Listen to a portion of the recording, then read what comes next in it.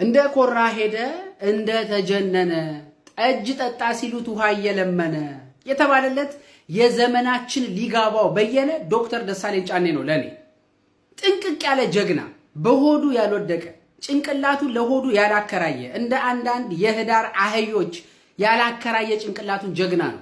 በዛሬው ዕለትም ለወገኖቹ ድምጽ ሆኗል። በዚህ መልኩ አቶ ክርስቲያን ታደለ፣ አቶ ዮሐንስ ጓያለው፣ ዶክተር ካሳ ተሻገር ያለመከሰስ መብት ሳይነሳ ተይዘው ለ20 ወራት ታስረው ይገኛሉ። የተቃዋሚ ፓርቲ አመራሮች የሆኑት የአብን ስራ አስፈጻሚ ኮሚቴ አባል ዶክተር ቴዎድሮስ ኃይለማርያም ከታሰሩ 2 ዓመት ሊሞላቸው ነው።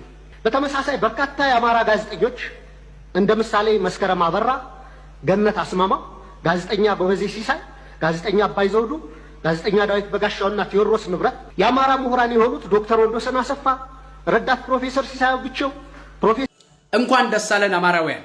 ሁላችንም በጉጉት ስንጠብቀው የነበረው ታላቁ ሪፎርም በታላቅ ድምቀት ወሎ ላይ ተሰርቶ አልቋል። አዲዮስ አልቋል። ሁላችንም እየጠበቅነው የነበረው ሪፎርም በታላቅ ድምቀት ተጠናቋል። የአብይ አህመድ ድሮኖች የአምባሰል ተራራን ሲደበድቡ ቢውሉ፣ የአብይ አህመድ ጄቶች የኪሸን ተራራን ሲደበድቡ ቢውሉ፣ አመራር አለ ብለው እንዳሞራ ሲዞሩ ቢውሉ፣ ጀግኖቹ የወሎ ጀግኖች በሚገርም ድንቅ ብቃት የመጀመሪያውን ጠቅላላ ጉባኤና የመጀመሪያውን ሪፎርም በሚገርም ድምቀት አጠናቋል። በዚህ መሰረት ዋርካው ምሬ ወዳጆ የአማራ ፋኖ በወሎ ቤተ አማራ ዋና ሰብሳቢ ሆኖ ተመርጧል። ወንድማችን ድርሳም ብርሃኔ የአማራ ፋኖ በወሎ ቤተ አማራ ምክትል ሰብሳቢና ወታደራዊ አዛዥ ሆኖ ተመርጧል። ወንድማችን ሀብታሙ ደምሴ የአማራ ፋኖ በወሎ ምክትል ወታደራዊ አዛዥ ሆኖ ተመርጧል። የቱን ጥለን የቱን እናነሳለን? ሁሉም ጀግኖቻችን በዚህ ሪፎርም ውስጥ ተካተዋል።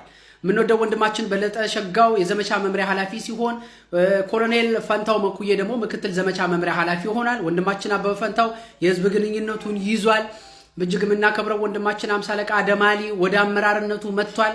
ተወዳጆቹ መሪዎቻችን እነ ሻለቃ ያረጋል፣ እነ ፍቅሩ ሙልዬ፣ እነ ኮማንደር ዮሴፍ፣ እነ ኮማንደር ፍቅሩ ወደ አመራርነት መጥቷል። ከላይ እስከ ታች፣ ከምዕራብ እስከ ደቡብ፣ ከሰሜን እስከ ምስራቅ የአማራ ፋኖ በወሎ ሁሉንም ጀግኖቹን በአንድ ላይ አካቶ ታላቅ የተባለውን ሪፎርም ሰርቷል። ይሄ ነው የአማራ ልጅ። ጥንቅቅ ብለህ ትገኛለህ፣ ለዋናው ቤትህ ተዘጋጅተህ ትቀመጣለህ። ይሄ ነው ትልቁ ነገር እና ወንድሞቻችን ትልቅ ስራን የሰራችሁት እግዚአብሔር ከእናንተ ጋር ይሁን፣ መጨረሻችሁን ያሳምረው። የአማራ ብሔርተኝነት ያሸንፋል። ትልቁ ጎጆአችን እስኪቀለስ በየቦታው ያሉ ጎጆዎቻችን ጥንቅቅ ብለው መሰራት መቻል ነበረባቸው። ይሄን የመሰለ ስራ ስላሳያችሁን እግዚአብሔር ይስጣችሁ ብቻ ነው የምለው። ታላላቅ ሚዲያዎችም ደግሞ የፋኖን እንቅስቃሴ የሚከታተሉ በዚህ መልኩ የጀግኖቻችንን ውሎ እየዘገቡ ይገኛሉ። ያሸንፋለን። የአማራ ብሔርተኝነት ያሸንፋል። እደግማለሁ፣ የአማራ ብሔርተኝነት ብቻ ያሸንፋል። አሁን ያነሳሁት ግምገማ ስህተት ሆኖ ኮሚሽኑ ውጤታማ ቢሆን አይከፋኝም። ነገር ግን እነዚህን ጉዳዮች እየሸጣፈን ጉዳዮችን በጦርነትም የመፍታት እንደገና ደግሞ ለድርድር ኮሚትድ ነኝ ብሎ ለሰላማዊ የውይይትና የምክክር ሂደት ኮሚትድ ነኝ ብሎ ሁለቱንም የማጣቀስ ችግር አያለው። ስለዚህ ቁርጠኝነቱ ያስፈልገናል። በተቃዋሚውም በኩል ቢሆን እኛ አትሊስት የሄድንበት መንገድ ከመጀመሪያው መቃወም አልፈለግንም። ችግሮችንም ነቅሰን እያሳየን በሂደት የሚሳካበት እድል ካለ እንሞክር ብለን የሄድን። ያ ቁርጠኝነት ያስፈልገናል ብለን እናስባለን። አራተኛውና መሰረታዊ ጉዳይ የሰላም የጸጥታና የተረጋጋ ሁኔታ አለመኖር ነው። እንደዚህ አይነት አገራዊ ምክክር ሂደቶች የደህንነት ዋስትና መኖርን ይፈልጋሉ። ዜጎች ደህንነታቸው ተጠብቆ ከቦታ ቦታ ተንቀሳቅሰው በምክክር ሂደት ውስጥ የመሳተፍ አካላዊ ደህንነታቸው የተጠበቀ የመሆን ፕላስ በምክክር ሂደት ውስጥ በሚያነሱት ሐሳብም ሪትሪቢዩሽን እንደማይገጥማቸው በቀል እንዳይገጥማቸው ሊያደርግ የሚችል አስተማማኝ የሰላም የጸጥታ ሁኔታ አስፈላጊ ነው። አሁን ባለው ሁኔታ ነው አማራ ክልል ህዝቡ ከፍተኛ ትራውማ ውስጥ ገብቷል። ባለፉት 4 ዓመታት ውስጥ ከጦርነት ያላገገመ በላይ ጦርነት እየተካሄደበት ያለ ህዝብ ነው። የጦርነት ትራውማ አለ። ከክልሉ ውጭ ያለው አማራ ደግሞ ባለፉት 6 ዓመታት እስከ ዛሬም ድረስ ባላቆመ መንገድ የማንነት ተኮር ጥቃት ተጠቂ ሆኗል። ስለዚህ በዚህ ሁኔታ ህዝባችን ስኬርድ ሳይሆን ሳይፈራ ወደፊት በሚፈልገው ሀገራዊ ጉዳዮች ላይ ሐሳቡን የሚገልጽበት አስቻይ ሁኔታ አለ ብዬ አላስብም። ስለዚህ ይህንም አሁንም ቢሆን ወደፊት መሄድ የሚያስፈልግ ከሆነ ቆም ብሎ ማስተካከል፣ ከክልሉ ውጭ ያሉ ማይኖሪቲስ ተገቢ ፕሮቴክሽን የመስጠት እና እየተካሄዱ ያሉ ግጭቶችንም የማስቆም ጦርነቶችንም የማስቆም አጠቃላይ ፍርሃት፣ መጠራጠር፣ በቅን ህሊና ለመመካከር አስቻይ ያልሆኑ ሁኔታዎችንም እሱን ማስተካከል ከሌለ አሁንም የተለየ ውጤት አልጠብቅም። እኔ አረ ጉድ ነው፣ አረ ጉድ በል ጎንደር ያለው እንደው እነ ሽመልስ አብዲሳ እንደው በእውነት ተፎገራቸው። እንደው ባትናገሩ ይሻል ነበር። ተፎገራቸው። ዛሬ የኢትዮጵያ ህዝብ ግማሽ በግማሽ ከግማሽ በላይ ወታደር ሆኗል። ስለ ወታደር እያንዳንዱን ነገር ይነግርሃል።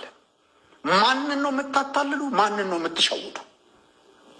ይህንን ነው አማራ ክልል ላይ እናስገባለን ብለው እያሰቡ የሚገኙት። ባስገቡና ትንሽ ሳቅ በሳቅ ይኸውን። አባቴ አንድ ቀን ውጊያ ገብቶ ዥው ዥው ዥው ዥው ዥው ሲያደርግበትና አንዱን ሲያቆስሉበት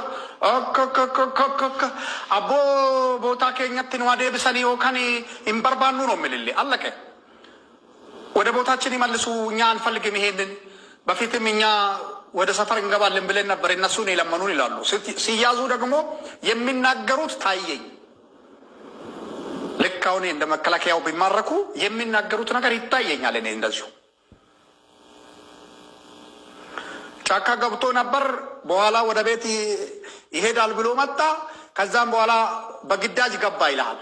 ውሸቱን እኮ አሁን አዲስ አበባ ግን ያዙኝ ልቀቁኝ እያለ ነው። ባዶ ሜዳ ላይ ጥይት እንደመተኮስ መስሎታል። ጎጃም መስሎታል፣ ጎንደር መስሎታል። ሰላም ሰላም ሰላም፣ እንዴት ናችሁ? አማን ነው። ክብሩ ይስፋ፣ ክብሩ ይስፋ። እናትና የልጁ የታችን ደም እየተጣራ ምላሽ እያገኘላት ነው። ምላሽ እየተገኘላት ነው። እግዚአብሔር የተመሰገነ ይሁን። የቀነኒ ደም እግዚአብሔር ምላሽ እየሰጠ ነው። ለጥቅም ነው፣ ቪው ለማግኘት ነው ምናምን ብላችሁ ለተሳደባችሁ እግዚአብሔር ልቦና ይስጣችሁ። የእሷ መሞት የእኔ ትክክለኛ መናገር ለእናንተ ስላልተዋጠላችሁ ልትደባበቁ የሞከራችሁ ሰዎች ትላንትና እንደሚደበድባት የበለዘ ፊቷን አውጥቼ ከፖሰትኩ በኋላ እንደገና ተመልሳችሁ ድምፅ እየሆናችሁ ነው። አመሰግናለሁ። በውሸት ማንንም መክሰስ አልፈልግም። የምንም ጸብ የለኝም በውሸት። በሀቅ ግን ማንም ዘሩን ሀቅህን አልበላብህም። የፈለገ ጸብ ይኑረን ሀቃችሁን አልበላም። ትላንትና ፖሊስ ሰፈሩን ባሰሰበት ጊዜ ለመጀመሪያ ጊዜ ሰፈሩን አስሶ በነበረበት ጊዜ እቤት ውስጥ የነቀነኒ ትኖርበት የነበረ ቤት ውስጥ ምን ተገኝቷል? ጀበና ረከቦት የሚቀመጥበት 2 ምንጣፍ ነው። ከምንጣፉ ስር ሁለተኛው ምንጣፉ ደም በደም ሆኖ የተደበደበችበት የተቀጠቀጠችበት ደም በደም በሱ ጠቅልሎ ነበረ ውጪ የጣላት። ወደቀች የተባለውም ለዛ ነበረ። ፖሊስ እሱን መረጃ ይዞ ወደ ወስዶታል ለመረጃነት። ስለዚህ እዛ ደም ላይ የሱ ዲኤንኤ ይገኛል፣ የሱ አሻራ ይገኛል። ከዚህ በኋላ ገዳዩ ማን እንደሆነ ዮኒ ማኛ የተናገረው ልክ እንደሆነ እቺ ልጅ በበደል ተጨፍጭፋ ስቃይዋን በልታ ስቃይዋን አብልቶ እንዳጠፋት ህዝብ እንዲረዳልኝ ፈልጋለሁ። የንጹሃን ደም በየቤቱ አለ። ሌላው ለሴቶች የምናገረው አንዴ ሁለቴ መታሽ ይቀየራል ብለሽ ከሱ ጋር የምትኖሪ ሞትሽን እየተጠባበቅሽ ነው። የአካልሽን የሚያጎልበት ቀን የሞትሽን ቀን እየተጠባበቅሽ ነው። ስለዚህ ለቀነኒ ድምፅ የሆናችሁ በተለይ ሶፊዬ ክበሪልኝ፣ ትልቅ ሴት ነሽ። ራሙ የምትባል ወንድማችን ትልቅ ወንድ ነህ። ናሙር ወይም ራሙ የምትባል ወንድሜ በጣም ትልቅ ነህ። ሀቋን ፖለቲካ ሌላ፣ የምስኪን የዚች ምስኪን ደም መብላት ሌላ ሀቅ ስለሆነ ፖሊስ ባወጣው መረጃ ዛሬ በደረሰኝ የኦሮሞ ልጆች ነው ይህን ኢንፎርሜሽን የሚሰጡኝ። ሀቋ እንዳይበላ ዮኒ አንተ ትበልጥብናለህ ብለው ለእኔ ነው መረጃ የሰጡኝ። ስለዚህ ከምንጣፉ ላይ ደም በደም አድምቶ ቀጥቅጦ አፍኖ የገደላት አንዱ ዓለም ነው። ስለዚህ ይህን ነገር እያንዳንዳችን ፍርድ ለዚች መስኪን ፍርድ ይገባል። እነ ዳልቻ አሁን ደግሞ ተመልሰሻል። እንቁርቲ አሁን ተመልሰሻል። ሀቅን አትቢ። ከኔ ጋር ጸብ ይኑርሽ መቼ እስከ መጨረሻው ተጣይ። የሰውን ግን ሀቅ አትቢ። የዚችን መስኪን ሀቅ አትቢ። የነፍሰ ጡሯን ሀቅ አትቢባት። እውነቱን አውጡ፣ ተናገሩ፣ ሀቋን አውጡላት። ስለዚህ ፖሊስ ባገኘው መረጃ አንዱዓለም እስከ መጨረሻው የእድሜ ልክ እስራት ወይ ደግሞ በህይወትን እስር ቤት እንዲጠፋ ቢደረግ ደስታዬን አልችለው። የብዙ ሴቶችን ደም ደብድበሃል፣ ቀጥቅጠሃል፣ ብዙዎቹ ሴቶችን አሰቃይተሃል። እበቀልሃለሁ። የእህቶችን ደም በልተሃል፣ አልፋታህም። ሀቃቸውን የፈለገው ነገር ይምጣ፣ አልፋታህም። እስከ መጨረሻው የቀነኒን ጉዳይ እኔ ይዘዋለሁ። ማናችሁም መቅረት ትችላላችሁ። ሶፊዬ ግን እግዚአብሔር ይባርክልኝ። እንዲሁም ወንድማችን ናሁር ይሁን ማሁር ወንድሜ ክበርልኝ። እዛ ቤት የነበራችሁ ስለ እሷ የጮኋችሁ፣ ስለ እሷ ድምፅ የሆናችሁ፣ ስለ ንጹህ እህታችን ድምፅ የሆናችሁ በሙሉ ክበሩልኝ። አመሰግናለሁ። ወገን ምቀኞች ብዙ ቪዲዮዎችን እያቃጠሉ ነው። ብዙ ቪዲዮዎች መቃጠል ሲበዛ አካውንቱ የመዘጋት እድሉ በጣም ቅርብ ስለሆነ የኔ ወዳጆችና የኔ አድናቂዎች፣ የኔ ቤተሰቦች ኮፕሊንክ በማድረግ ተባበሩን።